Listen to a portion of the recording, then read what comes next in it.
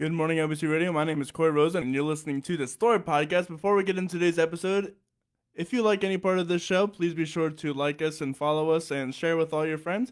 It really does help us out and help us grow as a podcast. With that said, today I have on a super awesome guest, Miss Karen Blanchard.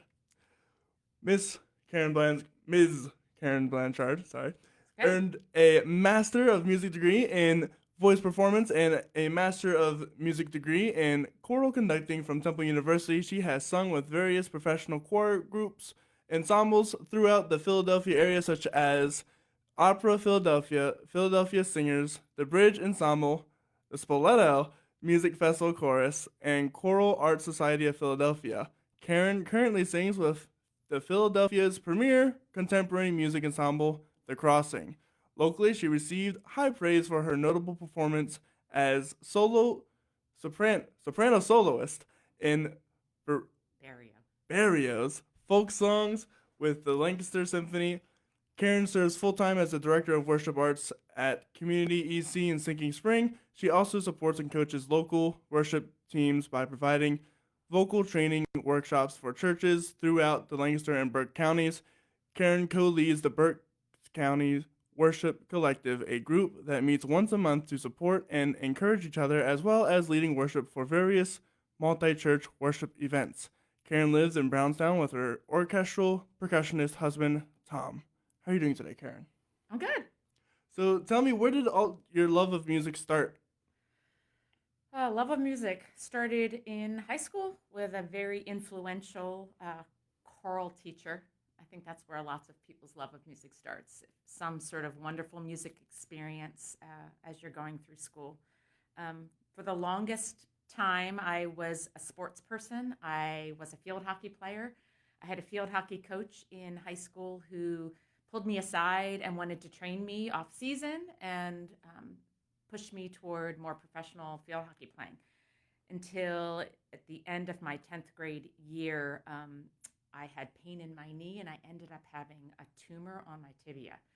Wow. So they ended up removing the tumor from my tibia, which had eaten away a good portion of my bone, and replacing bone from my hip into my tibia, which put me out of field hockey playing for the next year and a half, which was pretty devastating and would have been very crucial if I were to be moving on. So while I couldn't play, I started focusing on music, and I had just an amazing, godly choral director, Ruth Sauter, up in Bucks County. I went to Central Bucks East, and she just nurtured my musical love, started entering me into competitions, and so that's where it began.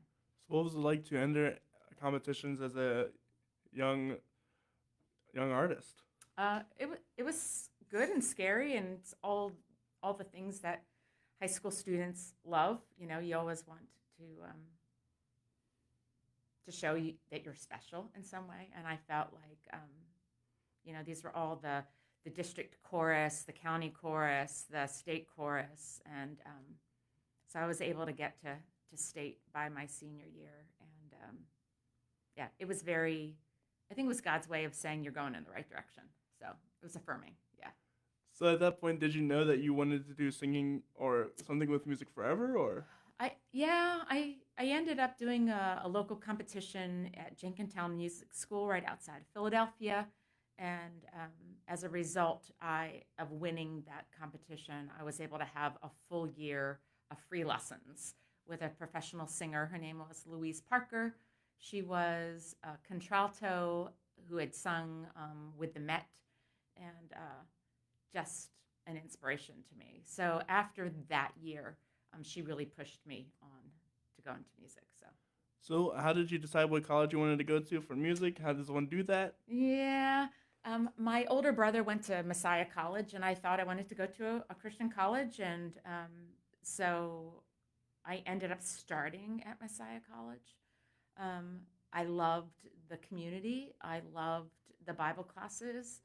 I loved everything about it except my voice teacher at the time, unfortunately. And I felt like I had taken a few steps back from where I was. And I felt it was important for me to continue at a level of study that would challenge and move me forward. So what I ended up doing was, after my first semester, transferring to Temple University, where Louise Parker, my teacher, was also a professor. And that's how I got to Temple University. So, What were some of the most important parts of your college career, do you think? most important parts of my college career. I think the things that formed my musicianship were things like singing under Alan Harler in the concert choir, studying under Alan Harler in the conducting program. I would say, out of my entire experience at Temple, Alan Harler was probably the most influential, and probably what led me to where I am now singing with the Crossing, because he thought very similarly about musical phrasing and color and diversity in quality of singing in order to meet the needs of the music. Where I feel like music teachers, voice teachers, on the other hand, are more about large singing, big singing, how to get the most volume out of your voice, especially in the classical field. You know, they're always pushing you toward opera or large oratorio. And to do that, and to do that well, you have to have a large voice. And I think one of the biggest things I learned about singing in that time was to find my voice and to not make it into something that it's not. And to find my place within the music realm with what God had given me. So that was probably my biggest lessons. I'm sure if you force yourself to sing loud, that could harm your voice. It could. It could. I had a teacher who, after Louise Parker, she died after my second year there, and I ended up studying with a different teacher. And he did a really nice job of opening up my upper range and helping me to find more freedom in my singing. And I feel like that's what a teacher should be doing, you know? Absolutely. They should be finding the best of your voice. They should be opening it up to its maximum, and not really pushing you in a direction that your voice can't go, you know? How does one realize where the potential of a voice? Boy, for me, it was a lot of rejection. I hate to say that. But, you know, I had a teacher who was telling me that I could do things, and I was doing the audition, you know, going up into New York and doing the opera apprentice program auditions, and auditioning for various oratorio work, and auditioning for various orchestras and oratorio stuff with them, and not having a lot of success, and realizing that that's probably not what my voice is suited for, and having to like stop and go, okay, what are you telling me about this, God? Like, is this really number one? It's not really why I started in music, but it's where I was being pushed in music. So taking that moment and saying, not throwing the baby out with the bathwater and saying I can't be a singer, but really saying, God, where are you taking me? Like, what does this look like for me? And what I quickly found is, while I was trying to make a living as a singer, while trying to move my career forward, you know, I was doing things like Opera Philadelphia. I was doing things like singing in church choirs. I was doing things like singing as the paid quartet in Choral Arts Society. And what I came to find is that my reputation grew and grew as being one of the top choral singers in Philadelphia. I was one of the people that, if you had a group, or you had someone who needed to fill in, or you had a last minute whatever, Karen's the one that you might want to call. And so that became my reputation, and that became something that I grew to love. So I feel like God just sort of closed doors and flew wide other doors that I didn't think were a possibility, but was the way I ended up going in my career as a classical singer. That's a very good reputation to have. Absolutely. It was. I didn't know it. I was told that later on. Someone said to me, you know, like, you were the premier person at, when you started out. I wouldn't say that now because I'm not there much, but in those 10 or 20 years that I was singing almost full time in Philadelphia, to hear that was really affirming. Yeah. How do you go to singing for full time? How do you go for singing for full time? Um, Lots of different ways. You either piece together a living where you're singing with lots of different professional choral groups. You have a church job as a singer, and I did that for many years until I got married, where you're singing Sundays and Thursdays, as a part of their choir or their professional choir, or you're bolstering their choir as a ringer. Or you try to go the route like I tried in the beginning, which was doing opera and oratorio and singing on a regular basis with various opera companies, whether regional or whether large or whatever, and piecing together those opportunities. But for a singer, there's not really, unless you're part of like the Met Chorus or the Santa Fe Opera Chorus, which are full-time gigs, there aren't a lot of ways to have one job and be a full-time singer, So it's a lot of spreading yourself out and getting a lot of rejection, I'm sure. You can, yeah. Or Yeah. Yes, learning to live with rejection. But also finding the joy in the variety of opportunities that you get to do. So, yeah, big joy of mine was singing with Opera Philadelphia. And for the longest time when I started, the conductor that I sing with now, Donald Nally, was the chorus master, and that was amazing. The level of musicianship, but also the fun of being on the stage, which I love. I love doing opera in that respect. So, yeah, lots of really fun experiences. what do you think would be your most enjoyable piece or enjoyable song that you've done or show? Wow. You mean in opera or you mean in general? In general. Oh, gosh. You can narrow it down to opera. Far too many experiences. But when we were part of the Spoleto Festival Chorus, you go over, this was in Italy, and it was in the summers, and I did that for 3 summers until I started having children. Then it was less consecutive. But when you do opera in Europe, it's always interesting because the directors have more liberty to do a larger range or ask the singers to do a larger range of things.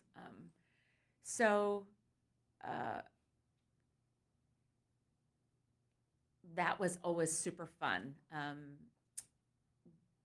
I remember we did Wozzeck over in Spoleto, and remember spending probably 3 weeks, the ensemble, which was, I think, 24 of us, spent 3 weeks in working with a slow motion coach, because there was one scene in Wozzeck which was a dream scene, and then the director wanted to have it all in slow motion. That's cool. So really fun exercises in how we as an ensemble breathe and work together to work in slow motion. So is that singing in slow motion or no?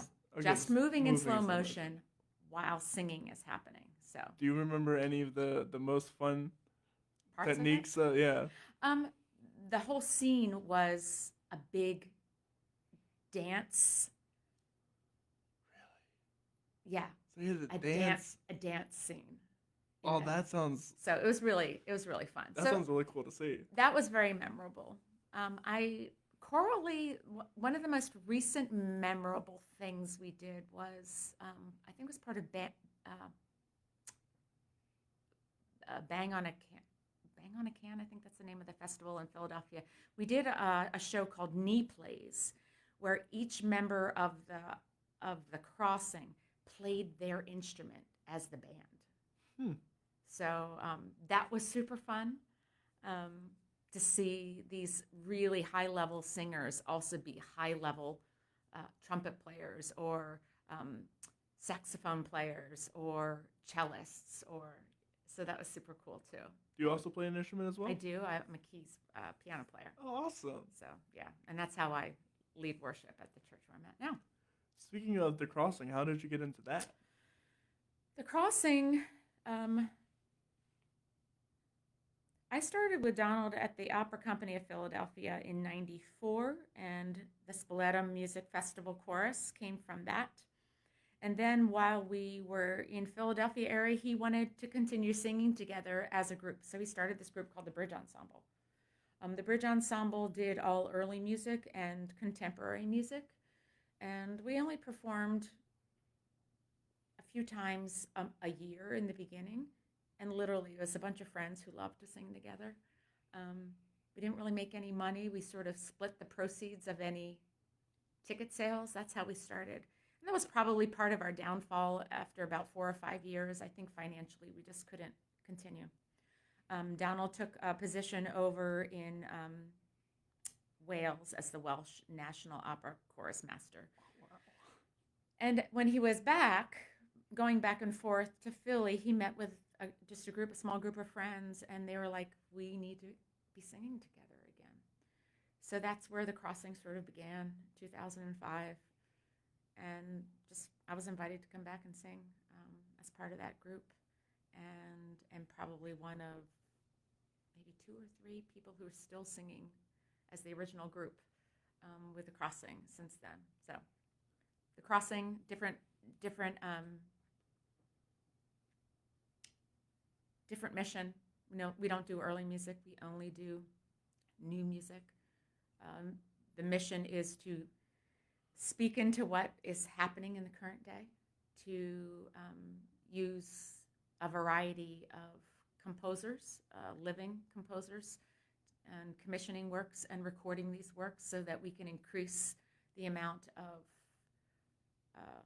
choral repertoire that is being done to represent our day and age, not just doing pieces that have been written and sung and recorded and for over 500 or so years. That's kind of the mission, and that's what I love, because everything we do is very different from what we've just done. So, what's it like to work with a living composer? Exciting and frustrating all at the same time. Most of the time, really exciting. Most of the time. Just a few times where you've spent a month at home learning, working on your own, and then you come together as an ensemble.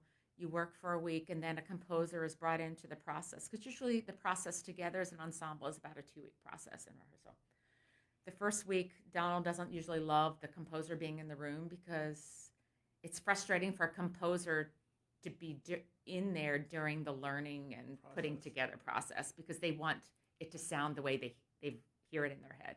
So we need to get it into our voices. We need to get it into our ears before the composer is actually brought into the process. And then to be at that point and have a composer have a new revelation. Let's change this, or that doesn't really work. How about we do this? And we've done that many, many times, where movements have been scrapped or rewritten, like with 3 days until we actually start recording, or 3 days until we actually perform it. And so that part's frustrating, but for the most part, it's really wonderful to be in sort of collaboration with a composer, and for them to see, like, I love the way that sounds. Maybe I should have rewritten it this way, and to see the light bulbs going off in their head. But for the most part, it's really wonderful. So how do you guys get these, do you say commission that you guys get them in, or? Yeah. Donald usually is either confronted by somebody who wants to do a particular project. Would you do this with us? And we either co-commission, or it's an ensemble that wants to do something by a particular person. Or Donald will have a project, like for this year, our theme is farming. So farming, how odd is that? And finding poetry or finding lyrics that he loves. And then, he's always listening. People are always sending him stuff. Our big goal right now is to find greater diversity in the types of composers that we use, both in the type of composer, whether they be a minority composer or a female composer, or a composer of a style that maybe we're not so used to doing.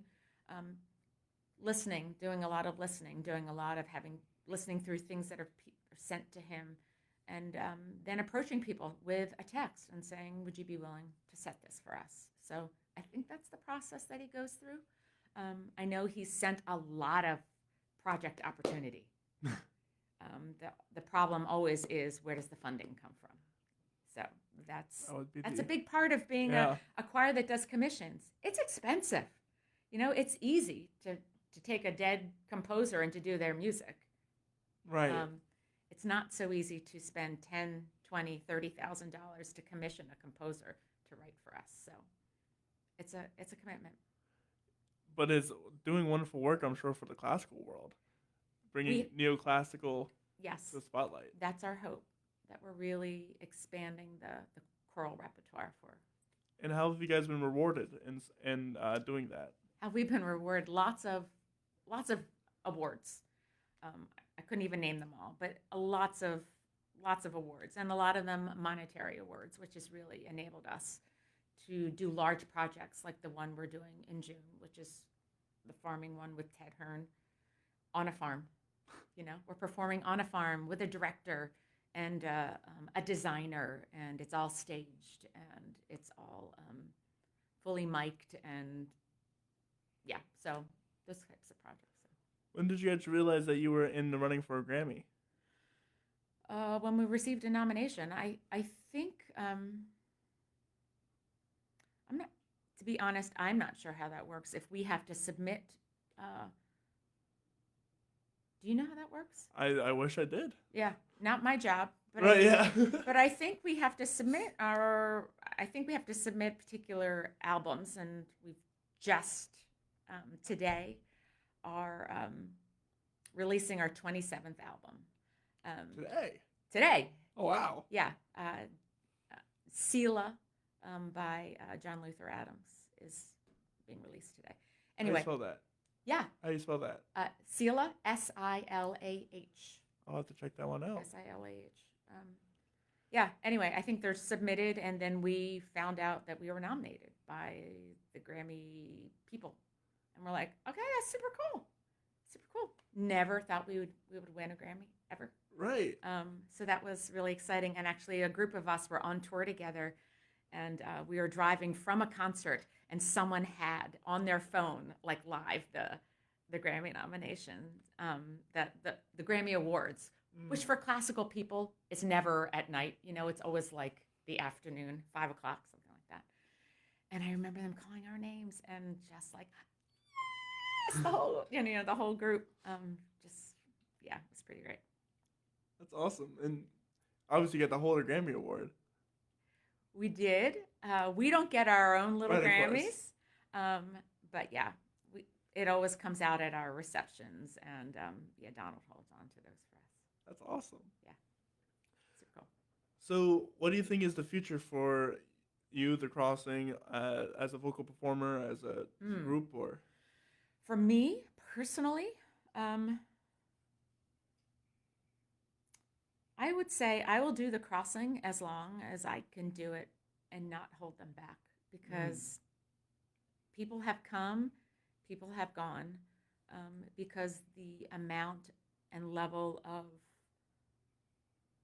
virtuosic singing is huge. And I think as we get older, I think the ability to sing virtuosically in that way and to be able to give whatever a piece needs like that is probably going to diminish. So I will sing with The Crossing as long as I can. And I've had this conversation with Donald. I've said, because Donald and I are very good friends now. I said, look, the minute that I become the person that holds the section back is the minute you need to say, Karen, maybe we need to revisit this. So we have that understanding. But as a singer, as a worship leader, I hope to be able to do that as long as I can. But of course, my goal is always to raise up worship leaders under me, to equip worship leaders, which is one of the reasons why I started doing those vocal workshops. Yeah, let's talk about that a little bit more. I love that part of what I do. This Worship Leaders Collective is a group of worship leaders from the Berks and Lancaster County area. And we get together and we talk about things that like we're struggling with or things that we need help with. And what we found is like one guy is like an awesome guitar player, awesome guitar player. I'm not a guitar player, but I have guitar players on my team. How can I continue to encourage them to grow? How can I give them tools that they can use? So I brought him in to do a workshop with my guitar players. On the other side of that, I'm really the only one in that group who's been classically trained as a singer. They all sing, they have to sing to lead worship, but they struggle with knowing how to deal with the vocal issues on their team. So they started bringing me in to come in and lead workshops for their teams, and that kind of has grown so that if somebody is talking with somebody else and they're talking about vocal stuff, they'll say, hey, you need to call my friend Karen. And I've become one of the resources for Ad Lib Music, which is a local organization that provides just resources, names of sound people, names of guitar people, names of drummers, names of lighting people for worship communities. Wow. That you can contact them and say, hey, we need a new sound system. You have people that you would recommend for us. So I became one of their resources as the vocal people. So that's really fun. Go in, spend an hour, hour and a half just talking about the voice, talking about how do we keep our voice healthy? What do we do as worship leaders in order to sing better as a team? Which is where all my choral experience really helps. How do we listen to one another? How do we tune with one another? How do we match vowels with one another? So that as we sing together in parts, it comes out more beautiful. So I spent about an hour, hour and a half teaching about the voice, teaching about singing together. And then I spent another hour and a half master classing. Mm. So I asked them to have part of their team or their worship team there so that the singers can actually go up and lead a song. And then we, as the community of singers that have just been taught, talk about what did we hear? What are the things we can encourage them with? And that's always where I start. The people who are coming and attending the masterclass provide positive feedback. What are you hearing? Based on what we just learned, what are you hearing that they're doing? And then what are they doing really well? And then having an opportunity to speak in to what they could be improving. I love how you did this. What would it sound like if you did this instead? Because the music is calling for that, finding different color. Like that's not something we talk about as worship leaders. No, it's not. But what does the song demand of us for color? What does the song demand of us for style? Like, do we want to sing a contemporary piece like it's a hymn? Or how can we make it more contemporary? And that may sound silly to many people, but to some people who are asked to lead in front of a group, it's not because they've been trained there, but it's because there was a need for them to fill. And so these people come with the limited gifting or skill set that they have or experience that they have. And what can I do to encourage them to sing in a way that suits the style in which they're leading? So. And even the setting as well.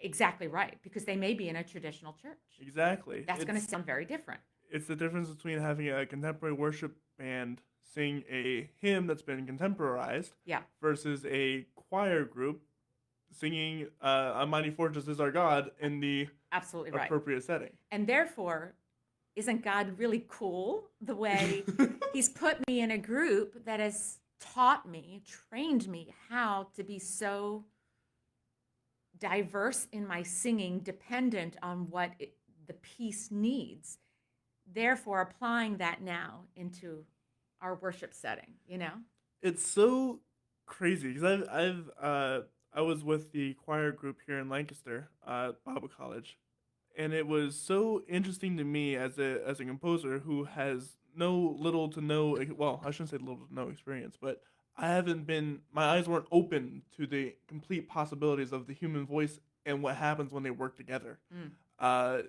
There was placing happening, and I was like, whoa, what's going on? And he was like, stand here and listen to this. And I was like, there's a frequency wrong here, and then he switched to two people, and it was fine. Interesting. Like, because if you have one person who's singing next to you who has a different color of voice than you, there are minor frequencies that jam and collide with each other, Yeah. as opposed if they were just a little bit further apart, where it's more smoother. Interesting. Because I've never heard that. Really? Because more often we are asked to change our color. Mm. You know what I'm saying? Maybe that's the college professor way of trying to deal with that. I don't know. I don't know. So, especially in the crossing, we talk a lot about color and matching color, matching vowel, matching. So where is it placed in the voice? Like this phrase, Donald will actually say, as you crescendo, bring the sound more forward, or it needs to be more round, or it needs to be whatever. So actually, we actually change our color to match each other, where what I feel like he was talking about, which is probably a very healthy thing to do for a college choir, is say, let's see how your color matches with your color. That's not working. Let's find a better placing for that. I get that. That's exactly what it was. Yeah. It's so crazy to me, all the terminology that people will use, because to people who aren't in this field, it sounds like nonsense. What do you mean by bringing voice forward? Yeah. How do you do that? Right? But it's the difference of talking way back here in your throat, or as opposed to talking way out in front of you, which can deal with projection and stuff like that. Absolutely. And brightness, nasaliness, where you get up all in your nose and your forehead, and it shocks me how different you can make your voice when you're conscious about it. Yeah, absolutely. Can you give an example of rounding, or because I'm not sure what that means. To make a sound more round. More round. So that would probably entail more lift in the back of your throat. So we've got the hard palate in the middle of our throat, and then you've got the soft palate. That would be a raising of that soft. So instead of can you hear the difference? That's a more flat, soft palate. It's a very round, lifted. Oh, that's so palate. interesting. Again, training. Yeah, I know, but it's where do I even begin? Having the control over your muscles like that, because people you would ask someone on the street, "What's your soft palate?" They'd be like, "What?" And that's something I talk about in those vocal workshops, because where's your diaphragm? Like, Where? We talk about that. Sing with your diaphragm. Well, like everyone's heard that, but what does that mean? Where is your diaphragm to begin with? And how do I employ that in the most efficient way as I sing? Especially as you're singing on a platform on a Sunday morning, when that's the last thing you want to be thinking about, you know? Exactly. Am I singing properly? Am I standing straight? It's like building muscle memory into your body so that those things happen naturally as you're leading people in God's presence, you know. And it's so important, especially when you have to deal with, your posture. If you're a guitar worship leader, you have to deal with the chord changes, your posture, your hands, and everything else. And if one of those things isn't in line, you can tell, and it's something you gotta really work on, because it's necessary, it's required. If you don't know where your diaphragm is, if you don't have that breath support that you need, if you don't know how to breathe properly, because breathing is important. Who knew? But you need air to sing. You need air to sing, and sometimes if you don't know how to breathe, you don't get a lot of air. For those who don't know about your diaphragm, you feel it in your stomach area. It's a muscle right at the bottom of your rib cage. It's a flat muscle, and as you breathe in, that muscle expands to almost like a donut shape. Yeah. It's the difference between when you breathe, your stomach going out versus your chest, your shoulders going up. Exactly. That's the one way that I always remember doing it, and because I remember very distinctly that we were taught that in high school, but I always found it really funny because somebody would always come up, "You want to learn this breathing trick, or you see how much air can you inflate in a balloon?" And everyone would get like a small amount of air, but then they would breathe from the diaphragm and blow up the whole balloon in one go. And I would always know that trick, and, show up everybody, because I'm a jerk, I guess. But it's important to even speaking in dialogue. I teach children how to swim for my day job, and in a pool where it's loud, there's children everywhere. You're gonna have to, if you use your chest voice the entire time, you are going to lose your voice. Mm-hmm. Versus as if you use your diaphragm, you can. It is healthier, it is longer lasting, and it is clearer and louder as Yeah. well. You think of a baby. How long can a baby like cry Cry. and not lose their voice? Because Right. we naturally breathe a certain way. That's the way God made us. So it's getting back in touch with how our body was made to Whenever you breathe. see a baby take that deep, deep breath, you Mhm. know it's going to be a loud Yes, you sound. do. And long. Loud and long. Loud and long. And they can do it for hours. And when you, that's something I've always realized about kids is like, oh my gosh. Yeah. They're so good at using their voice without even being told to, Without even knowing. without even knowing. And it just reminds me of all the days when the teachers say, use your quiet voice, use your inside voice. Because we were using our diaphragms and being loud instead. So, what are some of your, do you have any bigger goals with the worship collective? Do you want to grow that? Do you want to make a foundation off of that? Or I would love, and the thing I love about this group too is there are various like ministry events where we come together and form a worship team. And we actually lead worship. Like we just were at Hope Rescue Mission. There was sort of a combined Berks County worship event and prayer event that was supposed to happen outside. Beauty to Ashes is a street ministry in Berks County to women. They came alongside of Hope Rescue Mission and Teen Challenge, and they were putting together this large outdoor event. Ended up inside because it rained. But we were the worship team for that. Those types of things, using our giftings together to create larger worship events. So, and correct me if I'm wrong, but Hope Rescue Mission, isn't that the organization that helps incarcerated women get back into daily life? Or it's a men's. the men's? It's men's. It's just going to start. They're building a whole wing and stuff for women, and I'm not sure if it's incarcerated. To be honest, I don't know if it's incarcerated or just homeless. Okay. It might be just homeless. I think it is homeless. It's a great organization. They do such an amazing job, and we've been there like 3 times. And those men know how to worship. They do. They're exciting. They're exciting to lead. But anyway, so those opportunities I hope would grow. My teaching opportunities I hope would grow because I feel like as I get older, I feel more called to instruct, to teach, to lead, to disciple, to encourage, to equip, you know? Speaking about faith, how has your faith been? Clearly, it's been instrumental in your entire life. Yeah. How does one go about asking God, praying about what is right for me? How do you know when some of that stuff is answered, or if at all?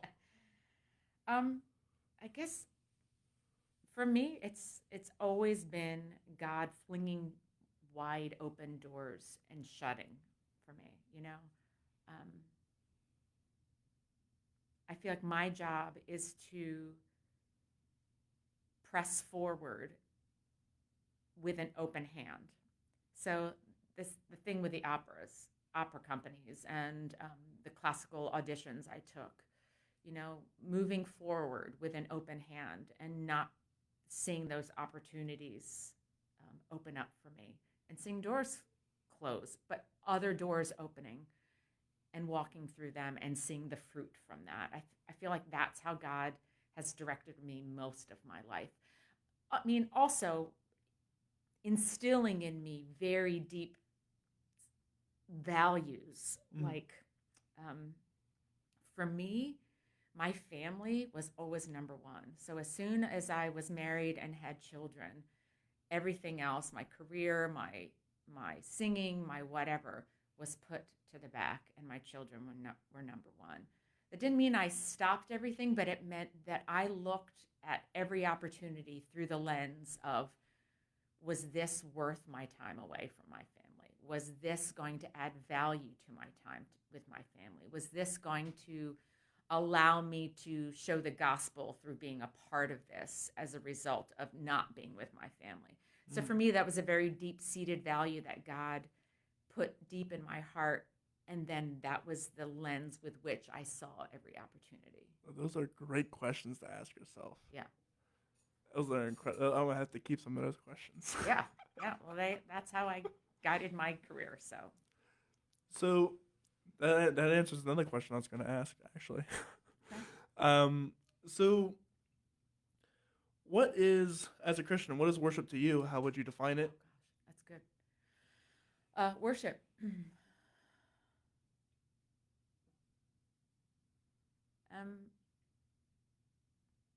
You hear it all the time, but worship is life. It's lifestyle. It's living. It's living a. I'm not saying I do it perfectly, but it's living a life that shows that I love God in every aspect and love people well. So for me, leading worship on a Sunday morning is a gathering of us coming together, doing what we've been doing all week together, and I get to do that through music. But one thing I always try to stress with my singers in my workshop is that our ministry is not music. Our ministry is not music. Our ministry is people. And I think the same way when I minister in the classical realm. Always my ministry is people.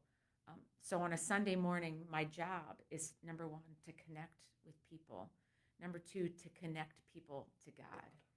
And number three, to allow the Holy Spirit the space to make connection with us.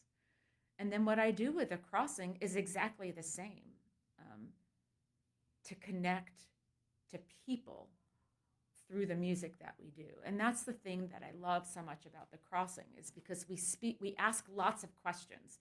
Like Donald has very strong liberal opinions about things going on in the world.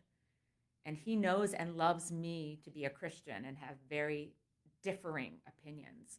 But when we come together as a group with all of our differing opinions, what we are doing is saying, this is happening in the world. Let's ask some questions about that, so that you, as the audience, are given the space to question that.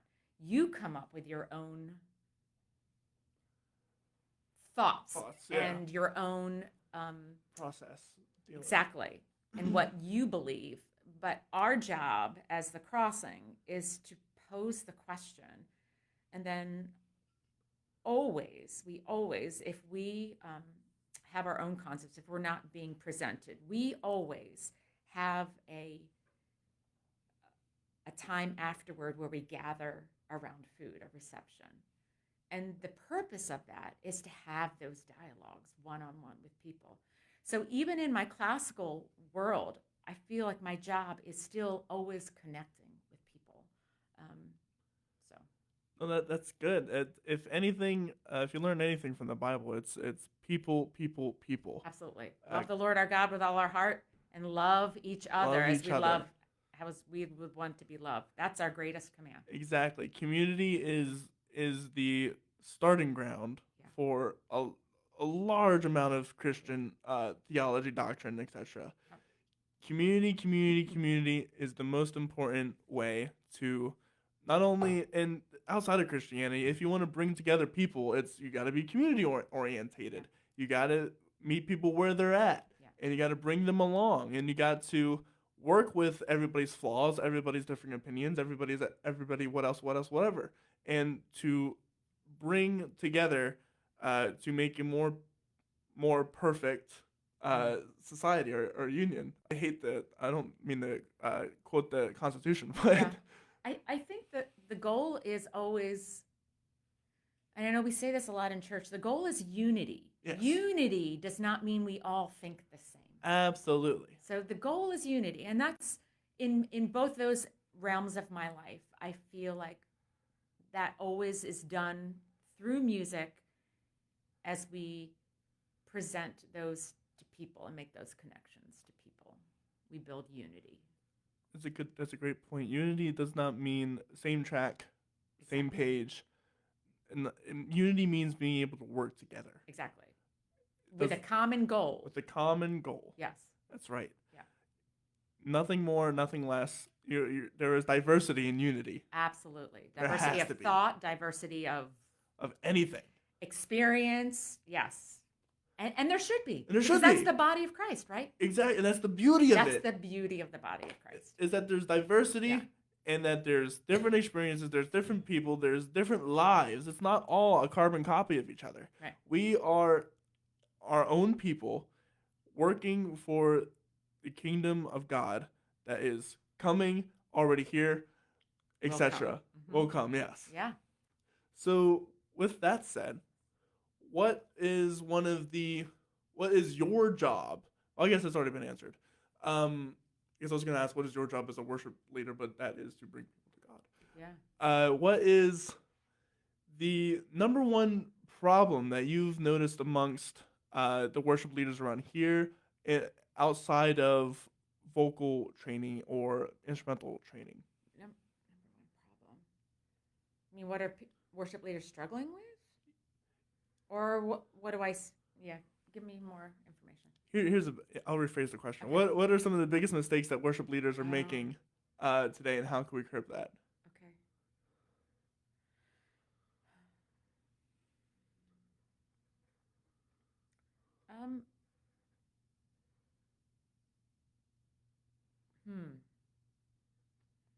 I'm going to generalize because I don't necessarily. Let me generalize and say the problems that worship leaders could make. Because I think among my friends, I don't see a lot of that. I think a lot of time people are put in front of a congregation to lead them in worship before a certain amount of trust has been built within that congregation. So that means making personal connections with people before and after you step on or off a platform. That means not just being accessible when you're in a particular role. That means meeting with people. That means praying with people. That means building greater connection by volunteering with people at church. I find that we as worship leaders are asked not only just to lead musically, but we're being asked to lead spiritually. Mm-hmm. And there's a certain, just like a pastor, there's a certain amount of trust that needs to be built before people are going to get on board, you know? Because next to a pastor, a worship leader has the most influence in the body of the church on a Sunday morning. Absolutely. Because we're preaching, you know? Yeah. We're preaching. Whether it's in what we say in between a song, whether it's in how we guide people in the middle of a song. So I think a big mistake I see is that a worship team is seen more as the people up there and we are the people down here. And I think there needs to be a trust built within that community. It's a much more of a performer-audience relationship rather Yeah. as a friend that is helping us lead. Yeah, and I hate to even use that word because I really believe their heart is not as a performer. Right, of course. But there is this sort of boundary that is put up between the congregation and what I like to call the platform. I will never call it a stage. It's a platform. Right. And that's just to try and keep away from that mentality that we are on a stage, that we are performing, that we are acting, when really what a platform is, if you have a particular platform, you're speaking on behalf of something, right? Mm-hmm. A platform. And that's what we are. We're up there speaking on behalf of the kingdom. We're up there speaking on behalf of Christ. So we as worship leaders are on a platform, but how do we break down the barrier between the platform and the congregation? That's a really interesting way, because I never thought about it, but you're right. The worship leaders are exactly, most often, they're the first people you see when you come into the church, right? and they are the people preparing your heart for the message. Exactly right. So, in more ways than one, they are, at that time, they're probably one of the most important people of the leader team outside of the pastor, because they are the people, they are the front men, quote unquote, They are. quite literally, of the church and Yeah. of the service. And they're not just like welcoming people. Like you'll have Right. people up there welcoming, people who are praying, but these are actually people who are giving direction. They're Mhm. giving instruction. They're giving, and that's a very weighty position, you know. So, yeah, I think there needs to be a built trust between congregation and that person's similar to a pastor in order for there to be effective ministry within that church. Absolutely. And it's always helpful for a worship leader to be communicating with their congregation, because where are you going to get your volunteers for Oh, worship from? yeah, yeah. And honestly, I think, and you've got a lot of young worship leaders, like you said, we were talking earlier, there are a lot of people who graduated from here, from Lancaster Bible College, and are now filling positions in churches around this community. It's really important that even our younger worship leaders who maybe have had less years of experience walking with the Lord to be super honest and super transparent. That has much more weight than it would just trying to act like they've got more of their act together. You know what I mean? Right. It's another kind of somewhat problem in the church, is that we're afraid to be vulnerable with each other. It's risky. It's It's super risky. super risky. Yeah. There have been times where God has asked me to do something or other, and I have just not wanted to do that because it's so risky. It's so risky. But in being obedient, the rewards are so huge, and of course can only be attributed to Him, because I wouldn't want to take those risks. That's what I say. Yeah, if God gives you a risk, there's a reason for it. Yeah. And pray over it, be tactful in your Absolutely. obedience. But what reward without risk? Exactly. But that vulnerability, also risky. Yeah. You know, you're putting yourself out there. But I've never known anybody who's been vulnerable who has not ministered to people in the midst of that. You forget that. You do. know? But yeah. I can't tell how many people. My mother passed away when I was 12 of a heart attack, 40 years old, and completely out of the blue. Wow.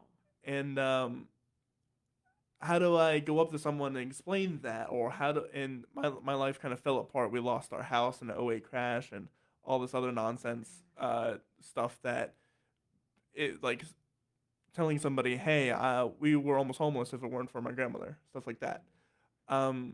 But people really want to hear that. People sometimes really need to hear that. You hear of all the testimonies of the people who have been through drug abuse and all that stuff, and that's a high risk to be able to say, yeah, I did blank, Yeah. and here I am now, not doing blank, and this is how I got through it. It takes a large amount of courage to say, yes, I was a sinner. Yeah. And yes, I did these bad things. But here's what I did about it. Yeah. Here's what God did about it. Yeah, well, you're right. Here's how God pushed me and led me out of this. Yeah. And I'm here for you now. Yeah. Because, like you said, unity is about taking our experiences and sharing them and imparting them, because God can use anybody to do anything. The Bible is, it's literally rife with it. It's kind of the whole point. Don't be afraid to let God use you in your past traumas and your past wrongs and or even your past rights. Yeah. And use that to speak into somebody else who is dealing with the same problems unbeknownst to you. Exactly. That's exactly right. So I'm curious, you mentioned a lot about diversity in women composers and stuff like that. Have you ever received any problematic feedback because you're a woman at all? As a worship leader or As a worship leader, as a choir singer? director? A choir singer. No, No. no. The church I'm in now, I think it's.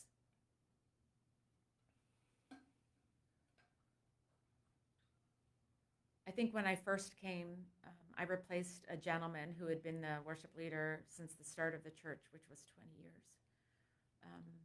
I think there were a few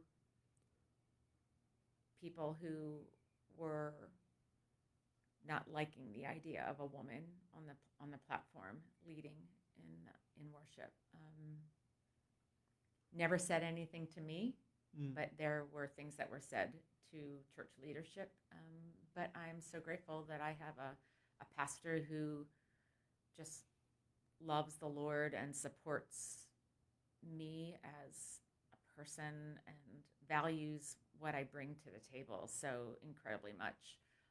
It's like my biggest supporter and fan. So I'm very grateful to have that relationship with my lead pastor. That's great. Yeah. And we're moving on. What is one of the best pieces of advice you've ever been given? Oh, gosh. Say no. Oh, absolutely. Performers forget that all the time. No. Yeah, when I was going through grad school, and just say no. Yeah, I was the person who, to go through grad school and not have to pay anything. I was a TA, and so I was a TA for the music theory department, and constantly being asked to coach privately with people who are struggling. And I led a lab, and students would need extra help. And I remember my professor, who was overseeing me at the time, looking at my calendar and saying, like, I didn't even schedule like luncheon for myself. Oh my. And just looking at me and saying, Karen, you have to learn to say no, because when's your Sabbath? Yes, when is the time that you are refreshed and restored and renewed, and especially as a musician and as a worshiper, if you don't have those times where you can be replenished, then creatively, artistically, spiritually, you're drawing on nothing. You're drawing in your own strength, and that's not where I want to be. So no. Biggest advice ever given to me is say no. Again, going back to those things that God instilled in me as valuable, and learning how to wade through the good opportunities to find God's best for me. And another thing, when you talk about worship leading, you might consider that, that is my Sabbath when I worship with others. But how are you going to minister to others if you can't minister to yourself? Exactly right. You have to take that time to, whether it's meditation, whether it's reading the Bible, whether it's silent prayer for however long you need to do it for, or taking a walk in the woods or whatever. Exactly. Spending time by yourself with the Lord. Yeah. And having that moment of, okay, you will not have the mental clarity without having that moment with yourself, the moment with the Lord, and being able to go through your mind and actually think through some of the things that you've done throughout the week, right? Yeah. There are so many things that can happen within a day, and you have to process that, and you have to go over, okay, because if you don't, you're just gonna run these emotions that will keep bottling up, because you're saying, I can't deal with that right now. I have to deal with this right now. And it's going to detract from your work. It's going to detract from your happiness. It's going to detract from your stability, because it's just going to keep building up. And then all of a sudden you're burnt out and kaput. Yep. You're crying and you have no idea what's going on. So take that time to relax, recharge, feel the feelings that you're feeling, and move on. Because you can overbook yourself to a dangerous point. Especially if you're a musician trying to piece together a life and a living. you don't want to say no because you don't know where your next dollar or paycheck is going to come from. And I really believe that God is so faithful that when we are obedient, and He's not asked us, He's told us to rest. Quite And literally. if we are not obedient, I don't believe that God.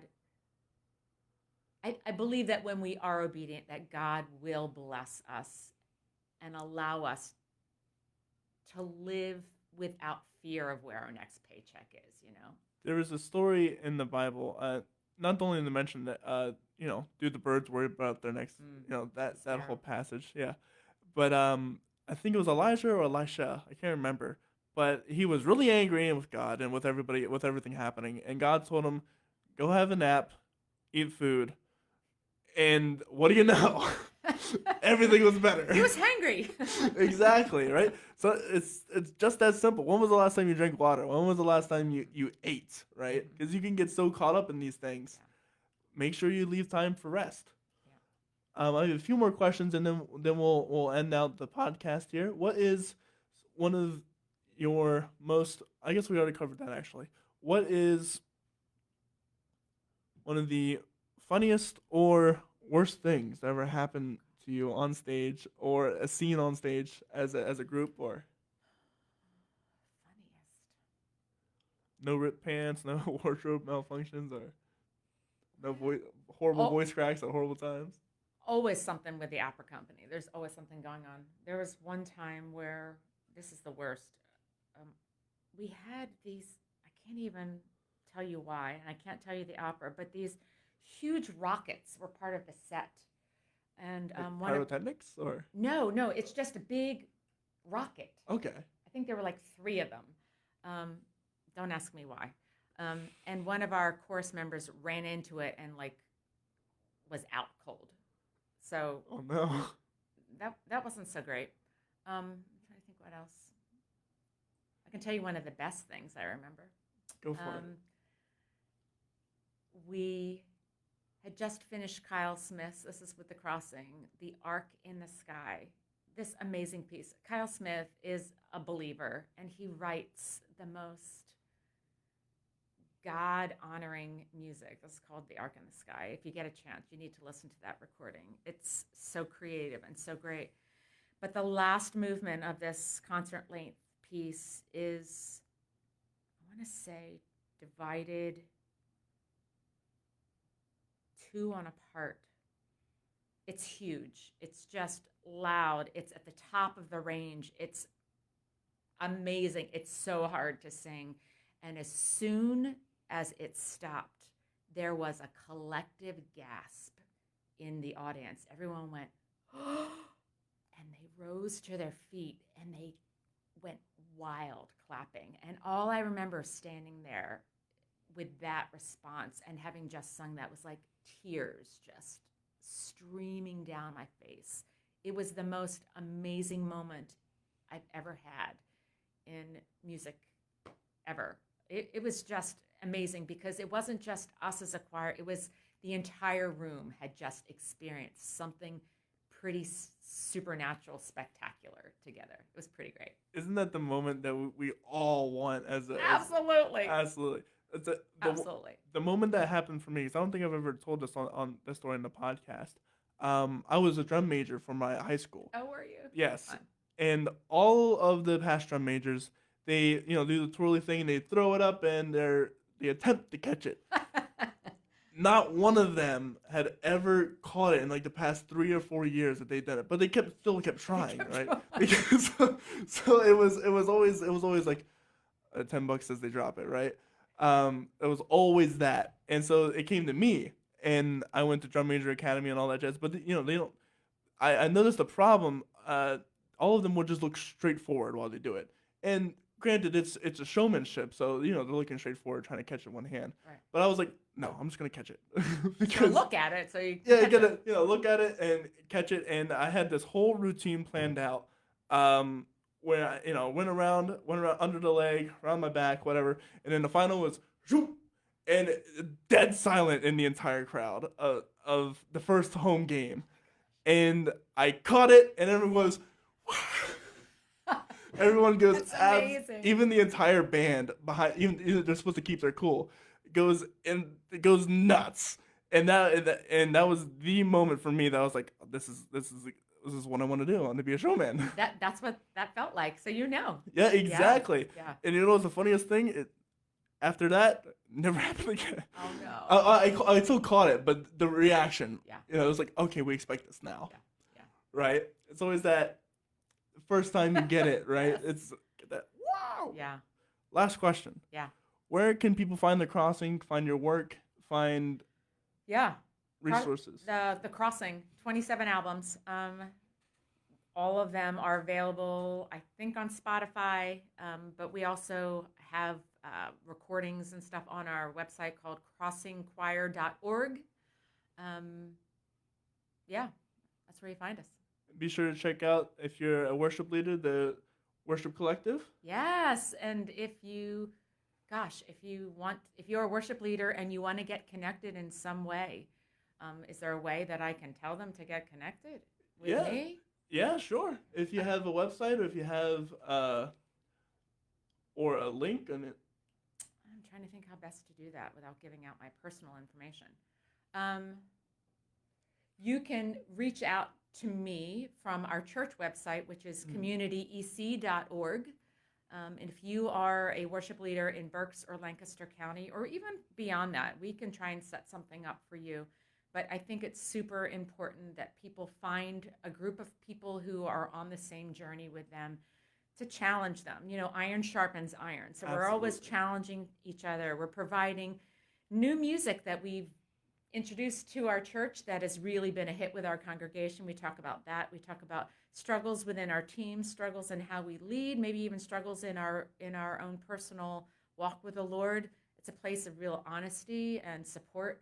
And I'd highly recommend that we do not do life as worship leaders by ourselves. We need a support group. You need community for corporate worship. Exactly. So connect with me at communityec.org. You'll find me on our website. There's a way to get connected. I'm part of staff. Ad-lib music, right? Ad-lib music is also a really great resource if you're looking for a sound technician for a Sunday, or you need a drummer, or you're looking as a church to hire a new worship leader. They can provide a coach to walk alongside of you to help you find a new worship leader for your church. That's a great resource. And with all that said, I hope you guys have enjoyed the show. You can find us anywhere. Just look up The Story Corey Rosen. That's CORYROSEN. We're on Spotify, Apple Podcast.